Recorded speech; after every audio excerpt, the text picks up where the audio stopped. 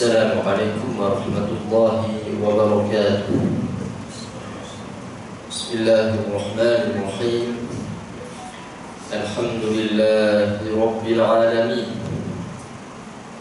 Lahul fadlu wa lahun ni'matu wa lahus thana'ul hasan.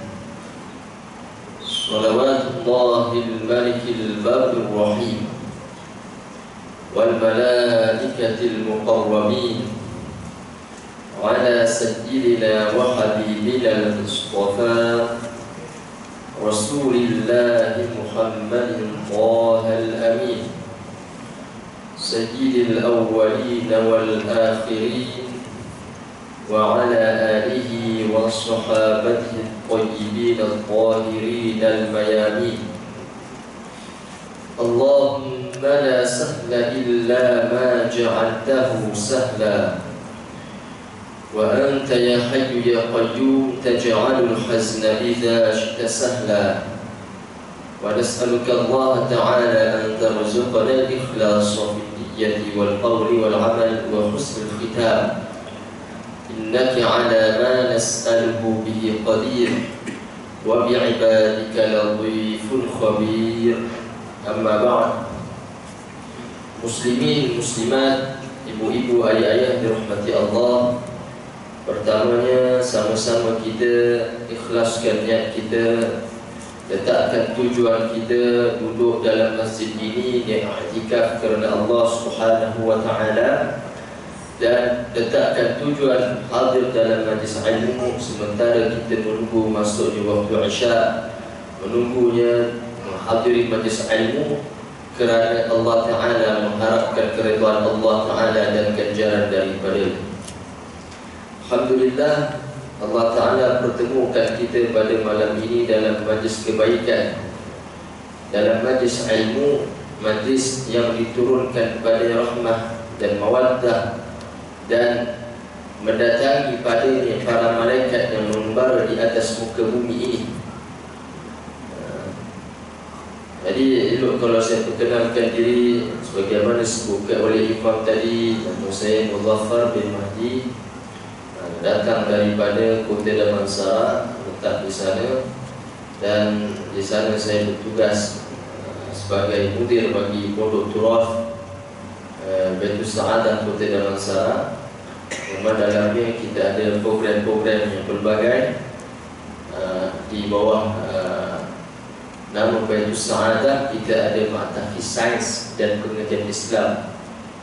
Itu untuk belajar tingkatan 1 sehingga tingkatan 5. Dan kita sediakan juga fast track bagi ayah-ayah yang ada anak, ibu-ibu yang ada anak hafal Quran tapi tak ada tempat yang menyediakan kelas. Maknanya yang risau guru-guru semua tersedia. Bukan guru-guru tu tengok ada guru kita masuk dalam guru tersedia. Anaknya dah hafal Quran tapi nak persiapkan diri untuk SPM, nak ambil setahun fast track, ada guru yang disediakan penginapan, disediakan waktu hafal, disediakan.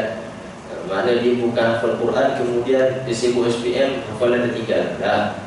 Semua disusun supaya andai tahun yang sama juga ada ambil syahadah, ada yang mampu lah, kemudian ambil syahadah, kemudian tak lama untuk ambil SPM.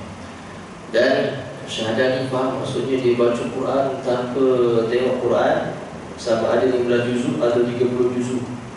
15 juzuk biasa habis sehari habis. Sehari habis terus. 30 juzuk boleh pilih sehari atau 2 hari. Tanpa dia tengok Quran. Malam tu habis, tak sempat balik tidur. Sesambung balik 12 lagi. Kalau buat 2 hari, ada yang buat 1 hari pun ada, sampai pagi sampai lepas subuh sampai lepas Isya. Jadi pukul 11-12 baru habis. Itu kalau mampu lah. Itu maksud syahadah. Dia baca di awal sampai habis. Dan ada juga program pengajian Pondok Turaf, pengajian kitab.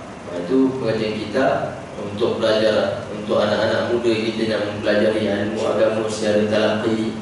Ada sanadnya pada setiap kitab yang dibacakan, dan dapat peluang juga ambil Sertifikat Agama Malaysia di tempat kami sediakan. Bahkan di Selangor ni alhamdulillah diketahui Baitus Sa'adah ini tempat melahirkan orang yang mantap dalam bahasa Arab. Ini dikenali. Sampai berapa tahfiz telefon kami hantar murid kami untuk belajar bahasa Arab.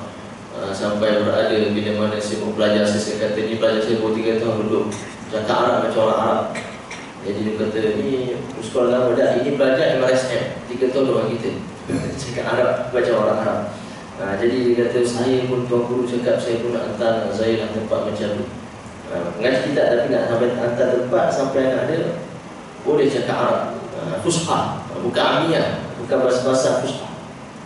Bahkan yang saya sebut ni dari tahun keempat, tahun kelima dia dah mengajar kitab-kitab dengan bahasa Arab. Dia tak pergi negara Arab, dia ajar kitab Arab dan dia syarahkan dalam bahasa Arab. Ini diketahui di madrasah kami di Pondok Turah Baitus Sa'adah, dikenali dalam Selangor ini oleh mereka yang di pondok-pondok kenal nak mantap bahasa Arab boleh pergi ke tempat kami. Bukan di Selangor, bahkan di lain Selangor pun pernah dah tempat kami. Jadi ibu-ibu, ayah-ayah ada anak yang rasa dia nak mantapkan bahasa Arab, kita juga ada program 3 bulan, 4 bulan untuk mantap bahasa Arab dia. Kita juga ada program, atau kita ada program pelajar USA ni, pelajar cerdik. Baru sebulan duduk dengan kita. Lepas 1 bulan tu saya ajar dia tanpa cakap Melayu dia boleh faham. Dia di USA belajar cakap English lah. Dia belajar Arab macam sikit dia tahu. Datang tempat kita sebulan dah cerdik cepat. Lepas sebulan cakap Arab je dengan dia. Dia budak cerdik cepat lah.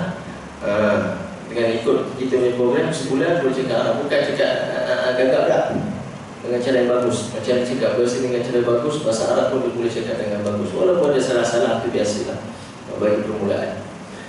Dan di tempat dan saya sebagai mudir alhamdulillah setiap tahun kita keluar belajar. Kalau STAM sentiasa, kalau SPM sentiasa ada keluar belajar yang ada kita subjek teras 6 subjek ada belajar ke depan di SPM. Dia memang dalam SPM maksudnya dia duduk dari kita form 4 form 5 dalam SPM. Biasanya terus pasal susah sikit lah. Lulus lah insyaAllah, tapi nak dapat 6A itu susah, dia teras saja. Tambahan itu akan dia. Dan STAM juga setiap tahun alhamdulillah ada yang belajar mumtaz. Mumtaz ni maksudnya dia punya penilaian ke semua subjek 90%. Totalnya semua subjek 90% ke atas. Kalau mumtaz sofi baru sekali kita dapat pelajaran kita, iaitu mumtaz sofi, iaitu setiap subjek dia ada lebih kurang 10 subjek. 10 subjek kalau gabung-gabung sampai ke 18. 18 subjek itu dengan digabung jadi 10 subjek, markahnya semuanya atas 90. Itu kita ada pelajaran pernah kita keluarkan.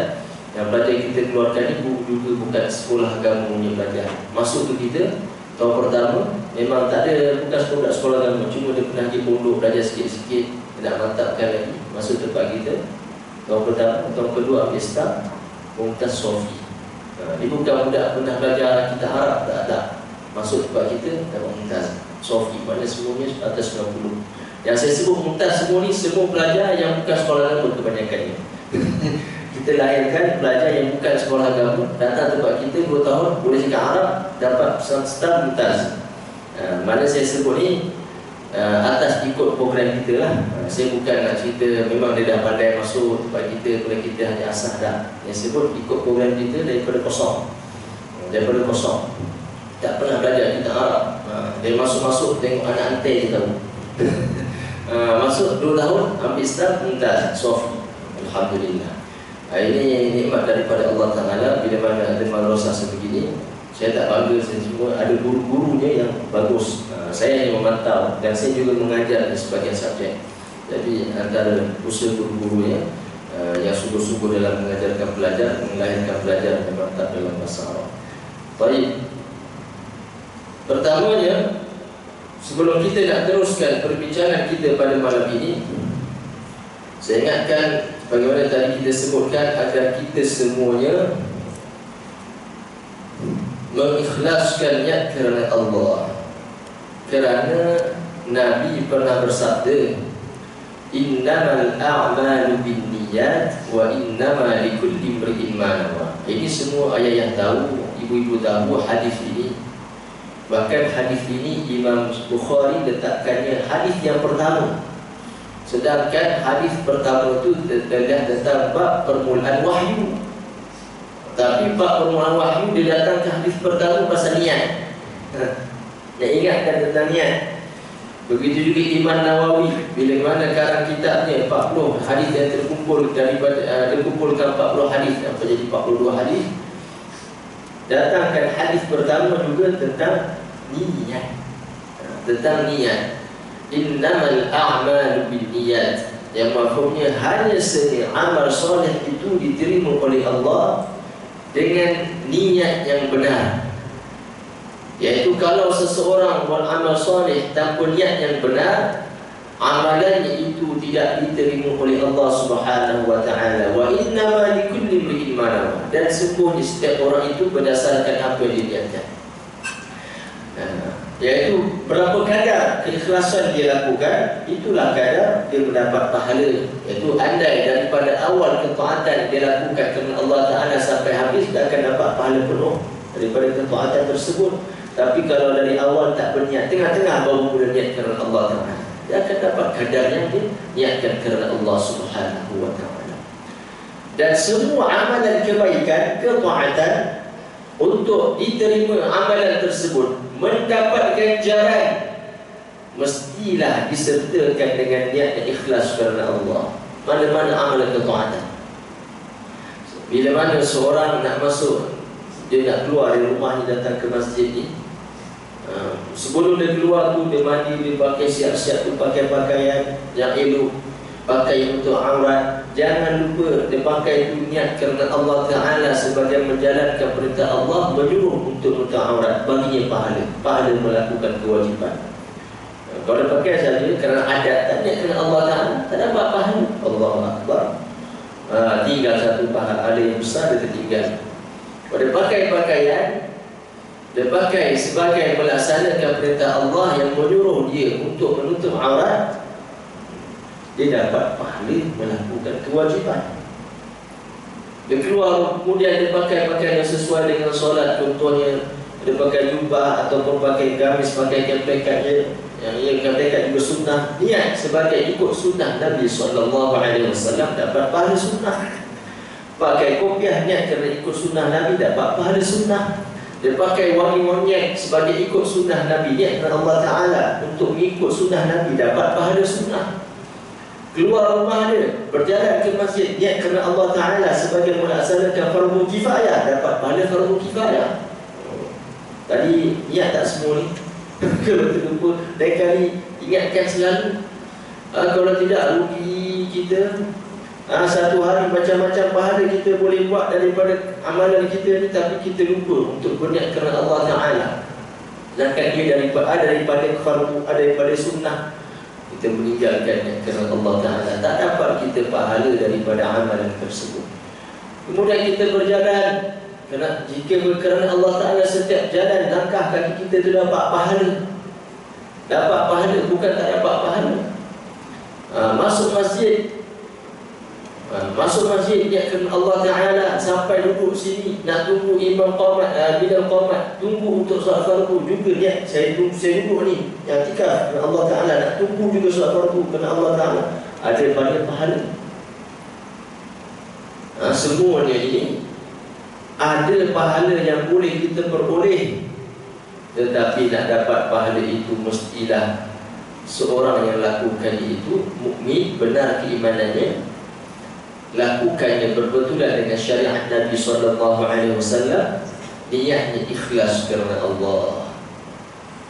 Kalau tidak ada syarat-syarat ini yang dilakukan, tidak dapatlah pahala daripada amal kebaikan yang dilakukan. Kita pastilah kita mukmin, insya-Allah kita tahulah buat ni, kita dah belajar cara buatnya, tapi biasa kita lupa yang ketiga, ikhlas kerana Allah Subhanahu wa Ta'ala.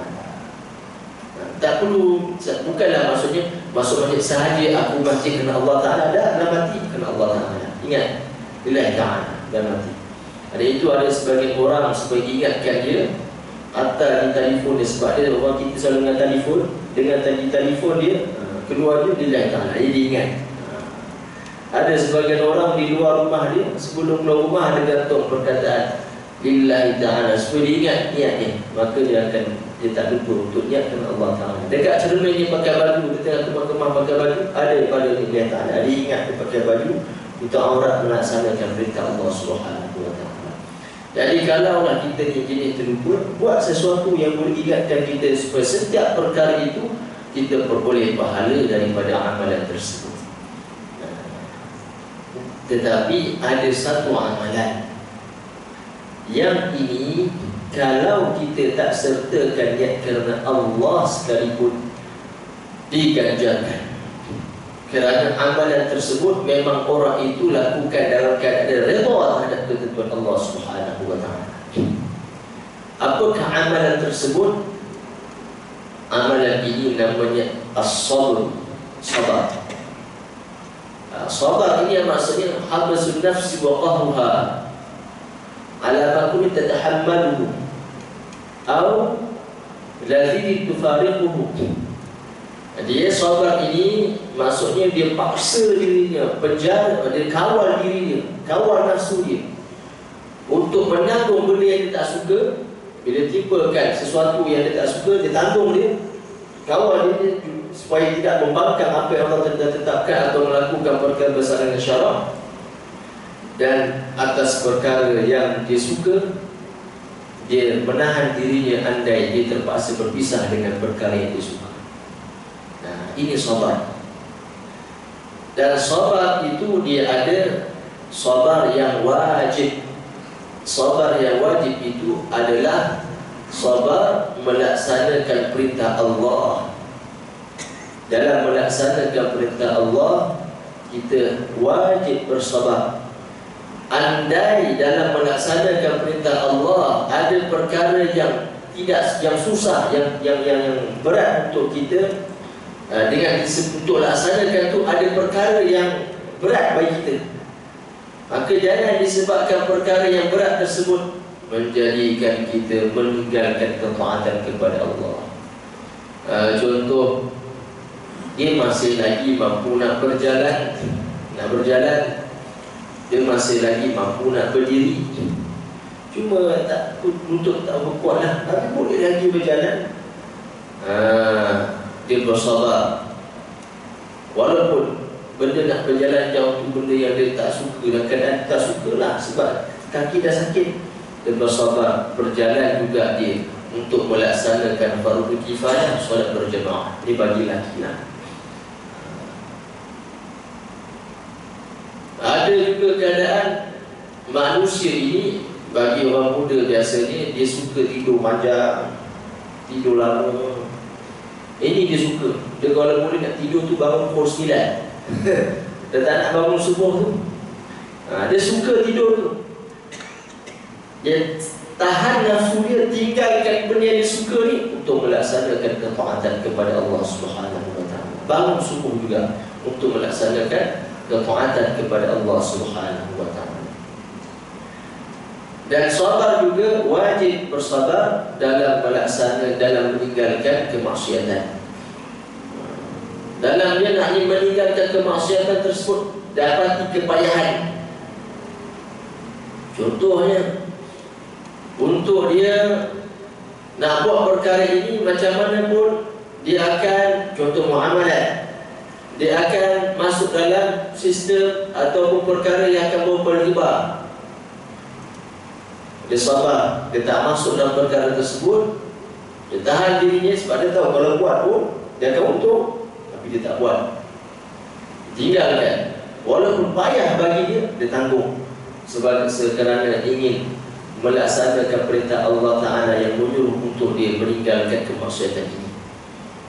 Itu masuk dalam perkara riba. Ataupun andai ada perkara yang dia suka buat, benda ni seronok buat, tapi dia meninggalkannya kerana Allah Subhanahu wa Ta'ala bagi pahala. Sama ada dia pernah buat atau tak pernah buat. Andai seorang ni dia sukalah, biasanya sebagian ni kita kata adat bagi seorang lelaki ataupun kebanyakan lelaki. Hatta Nabi kata kullu 'ainin zani, setiap mata itu melakukan zina. Maksudnya mata kita ni selain para anbiya suka melihat kepada benda yang disyahwati. Kebanyakan kepada perempuan lah kita suka lihat. Tapi sebagai mukmin yang sabar, dia tahan mata dia daripada melihat ni, bersabar meninggalkan benda yang dia suka tengok untuk melaksanakan perintah Allah yang menyuruh dia meninggalkan kemaksiatan. Maka dia mendapat pahala. Dia tak nak pandang, bersabar sebagai melaksanakan perintah Allah Ta'ala yang menyuruh dia meninggalkan kemaksiatan, baginya pahala. Dan di sana ada sabar yang ketiga yang wajib dilakukan, sabar di atas bala yang menimpa. Ini kesabaran yang biasa kita dengar, sabar atas bala. Bila mana seorang ditimpa bala, kita kata bencana, musibah, wajib dia bersabar atas musibah yang menimpanya. Ini kata sabar yang wajib. Wajib dia bersabar atas musibah yang menimpanya. Apa maksud wajib bersabar? Jangan disebabkan musibah ini dia bangkang ketentuan Allah, maka ini menyebabkan dia jatuh dalam kekufuran. Kalau seseorang ditimpa musibah dan dia tak bersabar, kemudian dia membangkang, tak sabar maksud sampai dia bangkang. Boleh jadi dia bangkang ketentuan Allah. Dia ketika, ya Allah, kenapa kau lakukan aku begini sedangkan aku sembahyang sekian-sekian. Ini membangkang ketentuan Allah, tak reda pada takdir Allah Subhanahu wa ta'ala. Jadi kufur dia wal'iyadzubillah. Atau boleh jadi disebabkan musibah itu dia tak sabar, membawa dia melakukan kemaksiatan. Seperti ditimpa musibah susah, jadi miskin, dia tak bersabar dengan kemiskinannya, maka dia buat perkara yang haram sehingga yang membolehkan dia mendapat duit, ataupun sama dengan cara curi, tipu orang. Zaman sekarang scammer lah kebanyakan. Ini biasanya scammer ni sama ada dua, sama ada dia ni memang nak kena kepayahan hidup, nak dapat kerja mudah, nak dapat duit mudah, dia scam orang. Boleh jadi keduanya dia sendiri dipaksa. Ada dia scam, dipaksa buat scam. Dia tak buat, boleh jadi sebab dia berhutang. Jadi kalau sebab kau berhutang, kau kena kerja dengan nak selesai kau hutang kau. Ada kes yang macam-macam. Ala kulli hal, adalah sebagai manusia sebabkan tak bersabar atas musibah yang ditimpa, dia melakukan kemaksiatan kepada Allah Subhanahu wa ta'ala. Ada yang sebabkan musibah miskin, dia menjual diri dia untuk mendapatkan harta. Ini bukan perkara halal. Kita tak boleh kita nak buat perkara yang menggalakkan dia buat perkara yang tak boleh. Disebabkan musibah, susah dia duduk tengah-tengah bandar, cari makan susah, untuk makan dia susah, untuk bagi makan anak dia susah. Itu bukan sebab yang membolehkan dia melakukan kemaksiatan kepada Allah Ta'ala sehingga dia boleh dapatkan uang. Dah wajib dia bersabar atas musibah ini. Ini musibah tadi. Kalau dah dia tak bersabar, apa jadi? Itu dah yang dia jadi berlaku. Sampai dia sanggup jual diri, tak bersabar atas musibah. Tak bersabar, tak sabar, tak dapat menahan diri untuk melihat anak dia tu menangis sebab kelaparan, jual diri. Wal'iyadzubillah. Itu kan kebanyakan. Ada sebagian anak muda, ini berlaku banyak ni, di tengah-tengah bandar.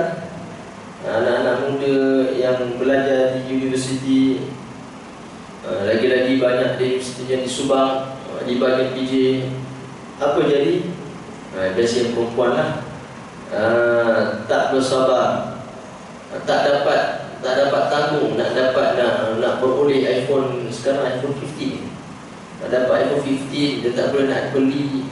Nak dapat tu dia tak nak beli. Mak ayah dia bukan kaya, mak ayah dia orang miskin. Nak kata Kuala Lumpur pun susah, memang susah. Jadi dengan cara apa dia buat? Itu yang tadi dia keluar budak ramai nama call girl namanya. Jadi aku sama ada di universiti yang ramai budak Melayu ke, atau universiti yang ramai bukan budak Melayu ke, ramai. Sampai ada buat data universiti yang mana yang paling banyak. Itu universiti ada di area Subang. Baik itu swasta lah, yang Cina-Cina, yang bukan orang Muslim. Itu data yang paling ramai sekali. Kita buat kajian. Kemudian adalah universiti yang tempatan lain yang kerajaan juga, itu juga ada dalam kalangan mereka budak-budak Melayu kita. Yang banyak cerita tentang budak Melayu kita ni juga yang jaga universiti ni lah. Saya kenal lah beberapa orang jaga universiti. Dan ini daripada saksi lah. Bukan kita cerita bohong dah. Nak cerita sebab mereka tak sabar, suka dah dapat benda tu. Kalau tak dapat tak boleh. Nak dapat senang cepat, sampai sanggup menjual diri, menjual maruah. Ini berlaku. Kita tak sabar. Jangan seorang itu sangka bahawasanya apa yang ditimpa balik daripada musibah itu suatu yang berat untuk ditanggung. Sedangkan keimanannya itu tidak setinggi seperti mana keimanan orang-orang soleh. Tidak setinggi keimanan para awliya, tidak setinggi keimanan para anbiya. Jangan sangka bila mana seorang timpa musibah ni berat sangat bagi dia sampai dia tak boleh tanggung. Dah. Kerana yang paling dahsyat, paling berat ditimpa musibah, Nabi bersabda, adalah para anbiya. Nabi mengatakan, asyaddun nasi bala'an al-anbiya. Orang yang paling kuat, paling teruk ditimpa bala, ditimpa musibah, ditimpa ujian adalah para anbiya. Thummal amthal fa'amthal. Kemudian yang seumpama mereka, dan semua mereka itu yang tinggi keimanannya, bawah sikit daripada para anbiya. Siapa di bawah dari segi keimanan para awliya, orang-orang soleh. Nabi kata, yuqtal rajulu ala hasabi dini. Seorang itu diberikan, ditimpakan ujian, bala, musibah berdasarkan kepada kadar keimanannya. Lagi tinggi keimanannya, lagi tinggi musibah yang akan menimpanya. Lagi tinggi keimanannya, lagi kuat bala al-ujian yang akan Allah Ta'ala timpa. Dan Nabi juga bersabda, wa inna 'izamal ajri ma'a 'izamil bala. Sesungguhnya besarnya pahala mengikut kepada besarnya bala. Kenapa lagi tinggi keimanan, lagi tinggi ke bala dan ujian ditimpa? Kerana bila mana lagi tinggi ujian ditimpa, lagi tinggi dia bersabar, lagi besar ganjaran Allah Ta'ala akan kurniakan kepada orang ini. Lihat pada para anbiya alaihi wassalatu wassalam. Nabi Adam alaihi salam, daripada keadaan dia yang hidup dalam syurga, yang senang, tak perlu cari makan, tak perlu berasa berlapar, nak makan apa ada, dalam syurga yang penuh dengan kenikmatan. Kemudian bila mana diturunkan ke dunia dalam keadaan yang dunia bukan keadaan senang dah. Bila turun ke dunia, Nabi Adam perlu pula cari makan, sedangkan di syurga tak perlu begitu. Ada keadaan dia berlapar, perlu pula cari pakaian untuk dia pakaikan. Di dunia ini nak dapatkan apa-apa, dia perlu berusaha untuk dapatkannya. Bukan di syurga lain keadaan. Adakah disebabkan itu Nabi Adam AS bangkang kepada Allah Subhanahu Wa Taala? Ini satu yang boleh kita katakan berat. Sebab Nabi Adam berada di syurga bukan sekejap. Tempoh yang lama, ulama kata lebih kurang 300 tahun di syurga sebelum turunkan ke bumi. Dah biasa dia kata turun ke bumi dipayah apa? Payah. Di syurga tu macam mana yang kita akan berada di syurga nanti? Kita nak makan, tengok burung terbang, kita rasa nak makan, burung tu akan turun kepada kita dan keadaan siap dipanggang. Tak perlu sibuk-sibuk. Kita tengok buah ni sedap, buah tu akan turun kepada kita, dahan tu akan turun, kita ambil je, tak perlu nak ambil, tak perlu nak pergi buat galah ke, tak buat turun, tak perlu. Keadaan ni amat turun ke dunia ni yang padanya balak, kepayahan dan bersabar. Lihat juga pada Pak Nabi Nuh AS, bagaimana Nabi Nuh AS dalam melakukan dakwah dikhabarkan 950 tahun buat dakwah. Boleh dikatakan hampir setiap kali buat dakwah dia dipukul sampai pingsan. Kemudian bangun balik esok buat dakwah lagi. Allah. Tak ada pun dia kata saya ni tak lagak lah, asyik-asyik orang duk cemur saya. Sampai saya dipukul pingsan, saya bencin lah daripada buat dakwah. Tak ada. Kalau dia rasa begitu, dia kena tengok apa berlaku dengan Nabi Nuh alaihissalam. Sampai wahai pukul dia sangka dia dah mati, biar begitu saja. Dia sangkakan mati. Sampai tak begitu dipukul sampai dia sangka mati. Orang pun sangka Nabi Nuh dah mati dah. Dia orang kafir lah, Nuh dah mati. Kita tenang dia, kita tak kacau hati lagi dah. Esok datang, hidup lagi. Nah, ini sabarnya. Sampai dia kata sabar Nuh. Sabar seperti sabar Nuh. Dan seperti sahabat Ayub alaihissalam, lihat bagaimana Nabi Ayub alaihissalam, apa yang ditimpa dia. Iblis iri hati dengan Nabi Ayub alaihissalam. Keadaannya bagaimana? Keadaannya Masya Allah, diberikan nikmat. Kaya dia, ada rumah yang besar, ada tanaman yang banyak yang sentiasa mendatangkan hasil, ada anak-anak yang soleh dan solehah, isteri yang solehah. Iblis tengok begini, hamba Nabi yang tinggi darjatnya di kalangan manusia ketika itu diberikan nikmat sebegini. Jadi Iblis macam seperti nak tengok, ni hamba yang betul-betul beriman kepada Allah atau bagaimana? Kalau tipu musibah apa jadi dengan dia? Maka Allah Ta'ala nak perlihatkan kepada Iblis bagaimana sabar Ayub alaihissalam. Apa yang berlaku? Berlaku kegagalan, maka rumah dia runtuh. Binaan rumahnya, menumpak anak-anaknya semua mati. Tinggal dia dengan isteri Rahmah. Kemudian tanaman dia dirosakkan. Allah Ta'ala datang dan serangga yang merosakkan tanamannya habis. Dan ditimpa dia sakit 18 tahun dia sakit. Allah, 18 tahun sakit. Tapi bukan sakit seperti mana dikhabarkan oleh sebagian orang-orang Israel yang mengkisahkan, dan juga terkadang sesuai kitab-kitab yang terpengaruh dengan kisah Israiliyat yang mengkhabarkan berlaku dengan Ayub sampai keluar ulat pada badannya. Bila jatuh ulat, dia angkat ulat balik letak pada badannya, kata ya dukuli bismillah, wahai ulat makanlah bersih Allah. Tak berlaku, ini tak berlaku. Ini kisah yang datang daripada kisah Israiliyat, tak berlaku. Kerana perkara ini, sakit sebegini adalah sakit yang ulama kategorikan daripada perkara yang boleh menjauhkan manusia daripada Nabi Ayub alaihissalam. Seorang yang ada sakit sampai bernanah, ada ulat kat badan dia, kita nak duduk dekat dengan dia biasa. Tak, kita duduk jauh dengan dia.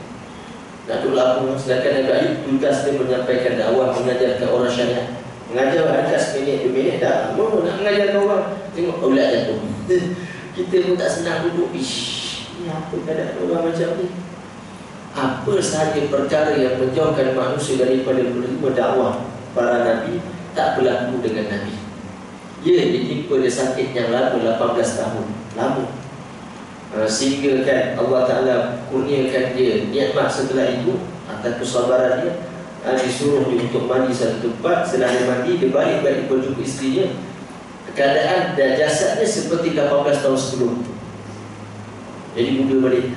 Dia balik terkejut. Ini Ayub ke suami aku? Nah, sampai dia suami dia lama sangat. Mana suami aku? Tadi mana? Nampak tak suami aku? Dia jumpa Nabi yang tengah jalan. Nampak tak suami aku yang sakit? Dengar, aku dah Ayub. Dah jadi muda balik. Sampai terkejut isteri dia.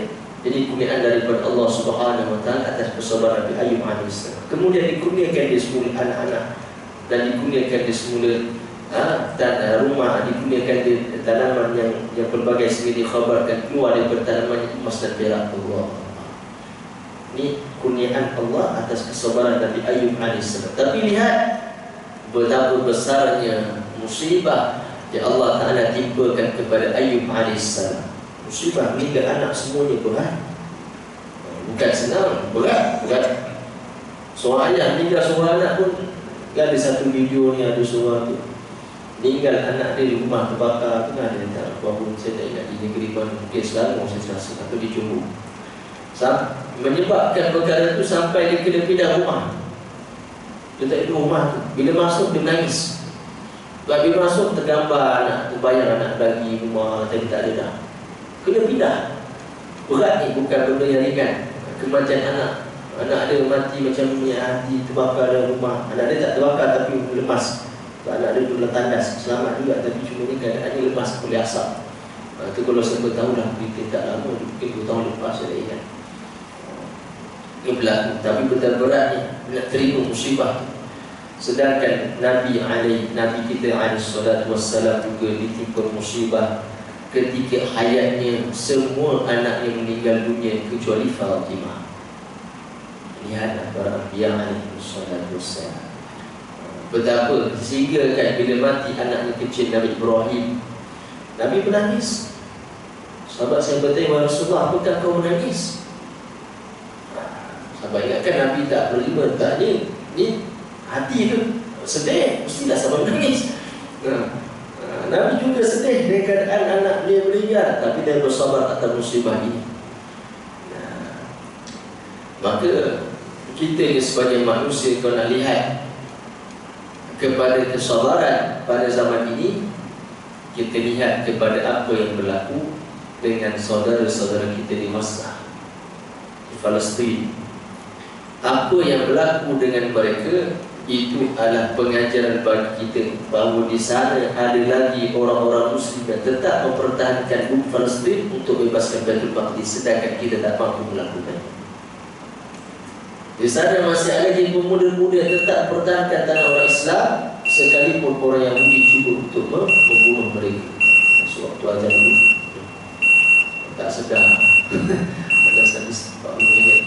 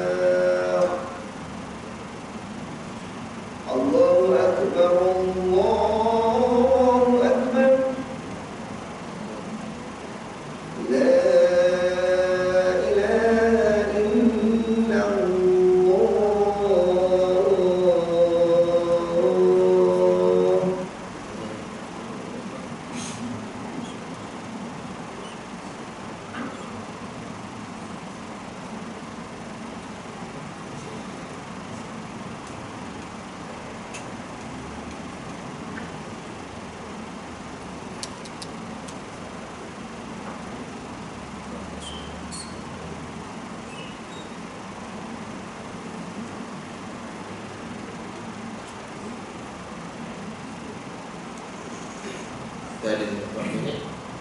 7 minit sebentar, insyaAllah.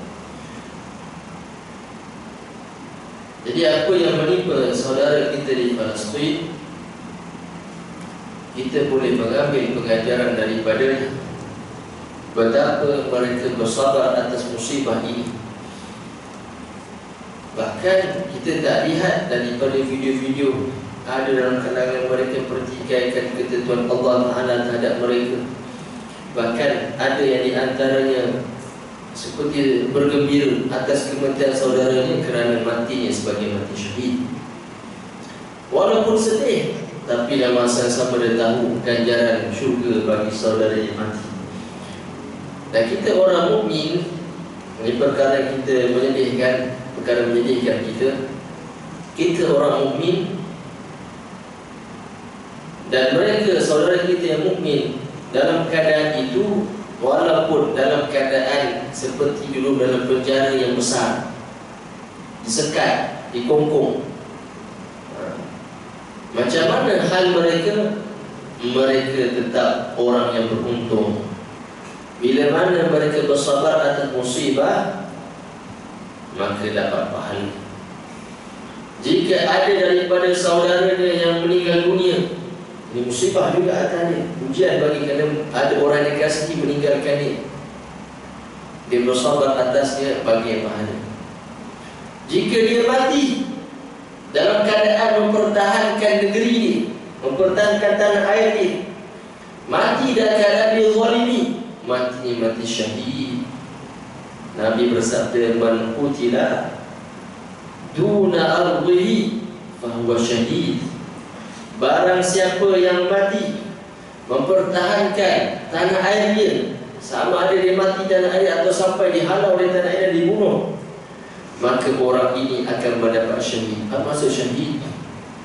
Maksud syahid dalam kubur nanti takkan diazab.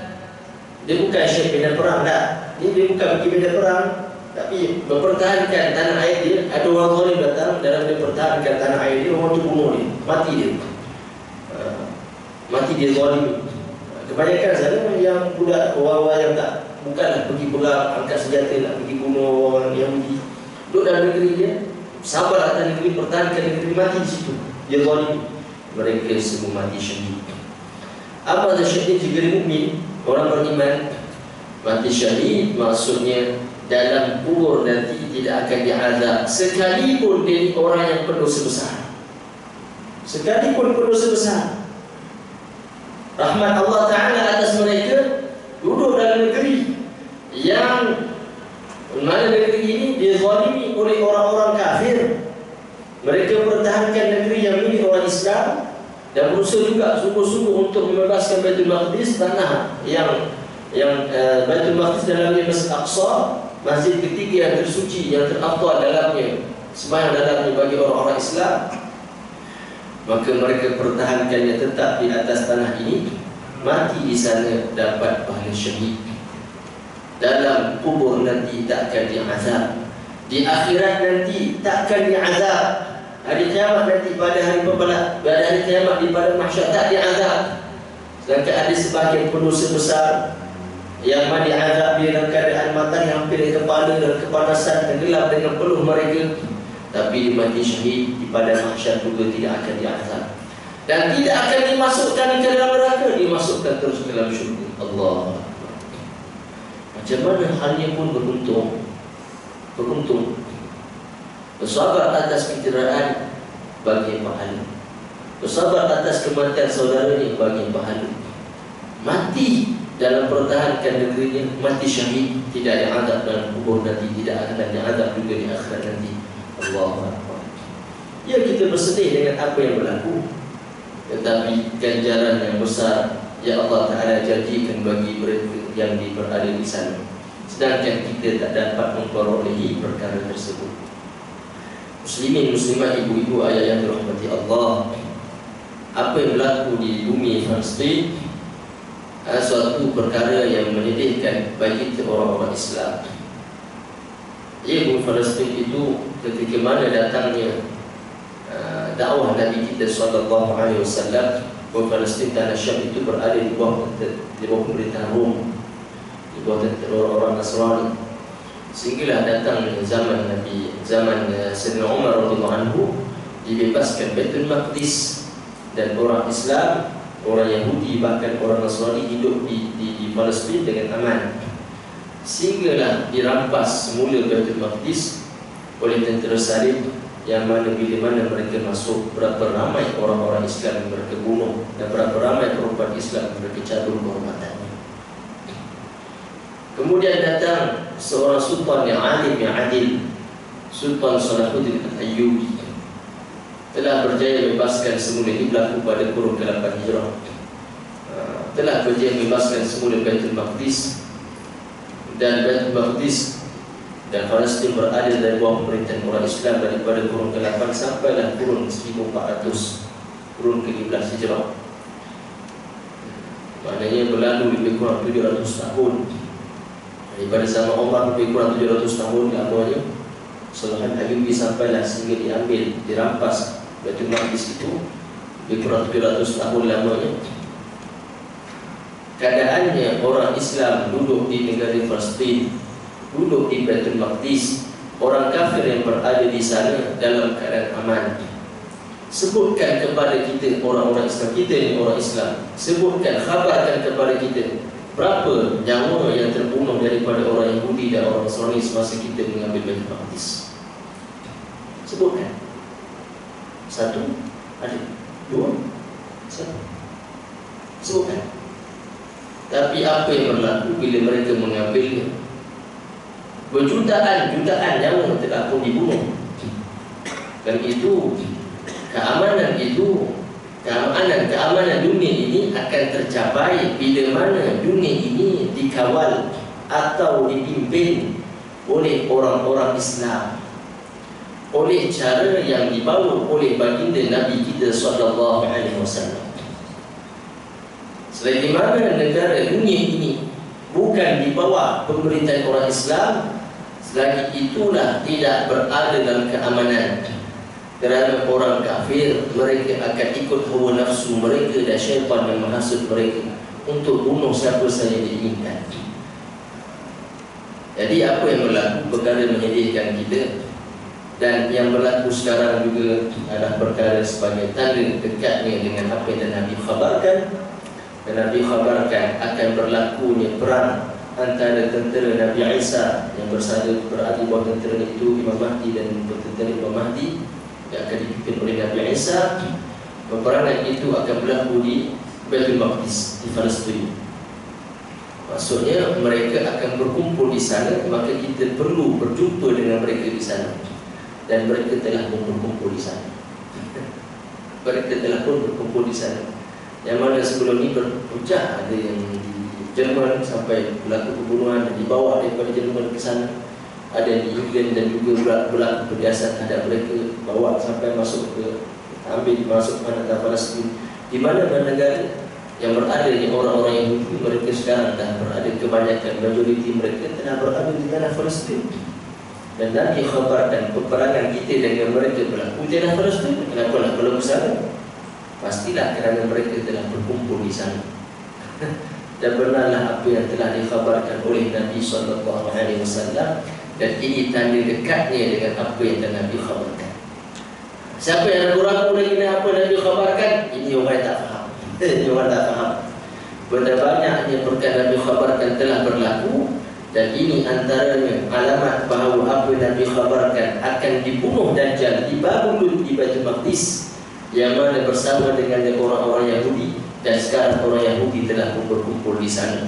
Dan perang juga akan berlaku di sana antara tentera Mahdi, tentera Nabi Isa, dan juga dengan tentera Dajjal berlaku di sana.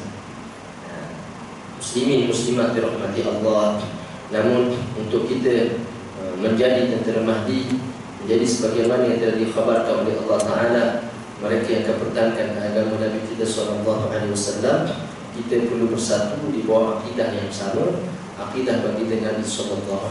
Dan itulah cara Imam Sultan Salahuddin Al-Ayyubi berjaya membebaskan Baitul Maqdis, dengan dia menyatukan semula hati-hati orang Islam di bawah akidah yang sama, akidah Ahli Sunnah wal Jamaah, yang menyucikan Allah daripada sebarang persamaan dengan makhluk, meyakini Allah Ta'ala wujudnya tanpa permulaan, tanpa perakhiran. Wujudnya bukan di satu tempat, bukan di mana-mana tempat. Allah Ta'ala wujudnya bukan di langit, bukan di bumi. Allah Ta'ala bukan di sini, bukan satu kita boleh gambarkan dengan fikiran kita.